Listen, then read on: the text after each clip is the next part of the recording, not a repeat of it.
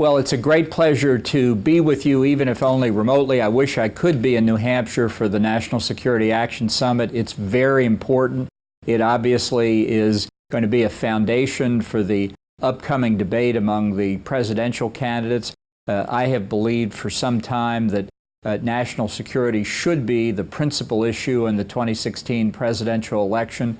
America is threatened in many places around the world by nuclear proliferation, international terrorism, and broader strategic threats.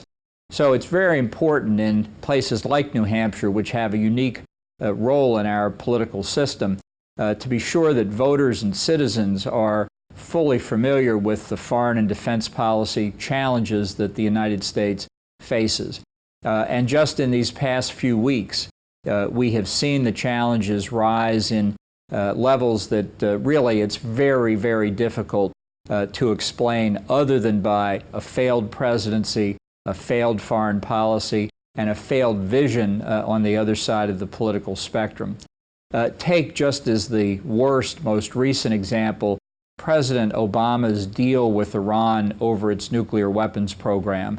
You know, we have long feared that the outcome of the negotiations being engaged in by Iran, the 5 permanent members of the Security Council in Germany, would produce a deal that paves the road for Iran to get nuclear weapons.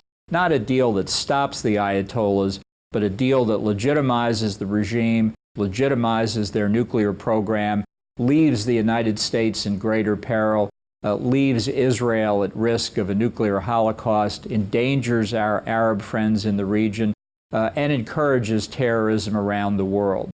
Well, I've now read all of the lengthy terms of the deal announced in Vienna, and I have to say it's even worse than I thought it would be. Not only does it guarantee Iran a path to nuclear weapons at a time of Tehran's choosing, it commits the United States and our Western European allies to provide Iran scientific and technical assistance to increase the capacity and sophistication of their centrifuges for uranium enrichment. It requires us to provide Iran with enhanced security measures to protect its nuclear weapons program, get this, against terrorists. This, the country that is the central banker of international terrorism and has been for 35 years. This is a deal that never should have been negotiated. Even the time spent in the talks with Iran have simply given them over 2 more years to make further progress, both in their nuclear weapons efforts and in their ballistic missile program, which was not limited in any way by the deal that they signed. We have been in this place before. We have seen the consequences of negotiating with rogue states, authoritarian governments that support terrorism, that oppress their own citizens, and that pursue nuclear weapons in violation of their own solemn commitments. We went through this in the 1990s when Bill Clinton signed the agreed framework with North Korea, an agreement that the North Koreans began to violate even before the ink is dry, just as the Iranians are violating the Vienna Agreement even as we speak. I'd like to show you an ad that the Foundation for American Security and Freedom has been running that makes this important point.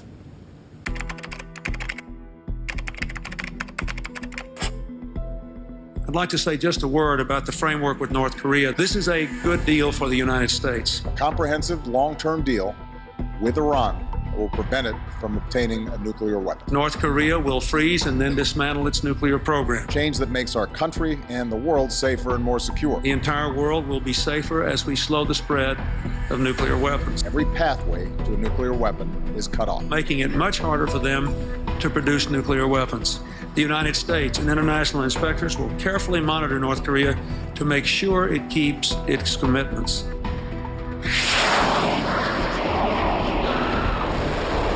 The international community will be able to verify that the Islamic Republic of Iran will not develop a nuclear weapon.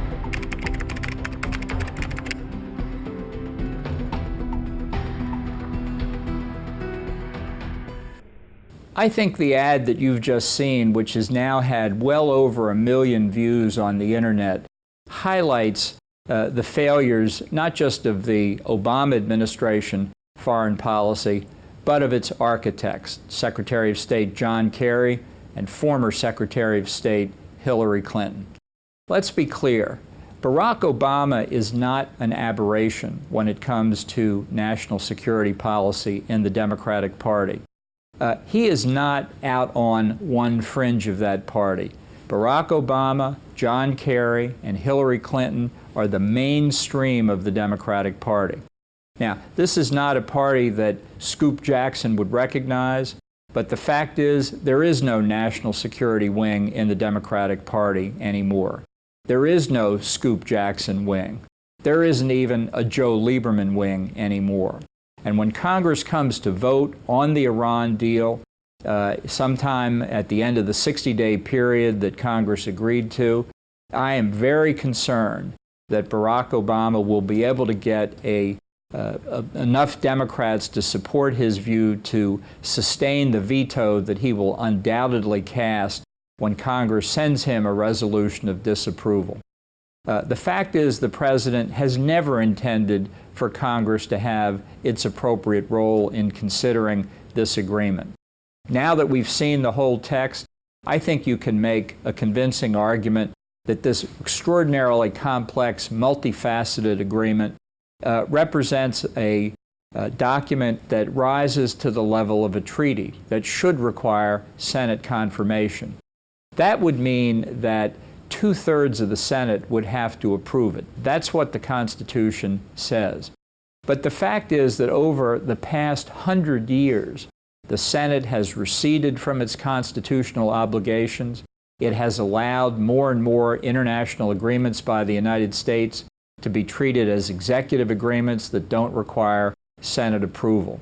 So when we come to this agreement with Iran, we operate in a context where the Senate has given away so much that it's hard to imagine that anybody would fight over this vital constitutional principle. And indeed, as of the present moment, no one has. Now, this is a lesson, I think, that when we abandon our constitutional principles, whether it's in the domestic arena or in foreign policy, the country suffers. And the agreement with Iran is not only bad in and of itself. I won't take the time here because we don't have the time to go through in detail the deficiencies embodied in this lengthy document. But the fundamental problem is allowing Iran to have any peaceful nuclear weapons program at all. That's what they call it. It's not peaceful. It's a ruse to conceal a nuclear weapons program. Iran should not have had any uranium enrichment capacity after this deal was signed. That was the minimal requirement over a dozen years ago when the Europeans began this process, and it's simply a measure of how many concessions the Obama administration has made. And believe me, more are coming. The Iranians will continue to whittle away at what few protections there are in this agreement, and they will simply make it easier and easier for themselves to get to a deliverable nuclear weapons capability while they enjoy the benefits of the economic sanctions being lifted, perhaps $150 billion of Iranian assets being unfrozen and soon to be available for their nuclear program and their support for international terrorism.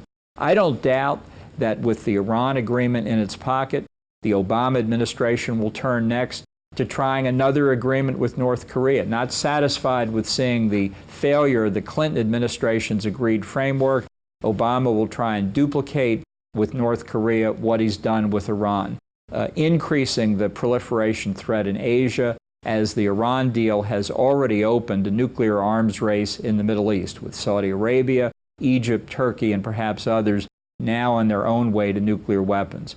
We've seen what has happened with a weak and feckless policy in Central Europe, as Vladimir Putin has used military force on the continent of Europe to change international boundaries for the first time since 1945, something we said we would never allow again. We've seen China take advantage of Obama's weakness to build islands in the South China Sea, to make that international body of water into a Chinese lake. to put its hands, therefore, around the throats of the economies of Japan, South Korea, and Taiwan, to which every barrel of oil from the Middle East must pass through the South China Sea. We've seen the president give away our isolation of the Castro regime in Cuba, granting them full diplomatic recognition, opening our embassy, nominating an ambassador. And in return, the American people and the Cuban people got nothing. That's the mark of this administration. It's the mark of failure. It's the mark of American weakness. It's the mark of the Democratic Party as we see it today. So no matter who the Democrats nominate as Barack Obama's successor, whether it's Joe Biden, John Kerry, or Hillary Clinton, we're going to expect the same policy. America cannot tolerate this going forward. That's why New Hampshire has such a critical role. Please don't fail us in picking the right Republican to win the presidency next year. Thank you very much.